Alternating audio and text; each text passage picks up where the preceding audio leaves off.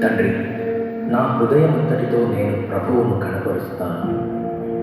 నేను ఆయన మార్గాలను అనుసరించి ఆజ్ఞల ప్రకారం నడుచుకుంటాను. నేను ఆలయాన్ని కట్టి దేవుని నామం శాశ్వతంగా మహిమపరచబడే స్థలంగా చేస్తాను. దేవుని ఆలయం పట్ల నాకున్న భక్తితో దాని పని కోసం నా స్వంత సంపదలను 112 మణుగుల బంగారం మరియు 262 మణుగుల వెండిని ఇస్తున్నాను. ఇప్పుడు మీలో ఎవరు ఈ రోజు ప్రభువుకు అర్పించడంలో నాతో చేరతారు?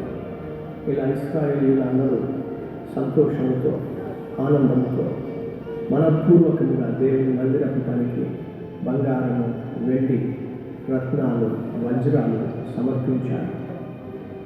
రాజైన దావీదు ఆనందంతో నిండిపోయాడు. అప్పటి వరకు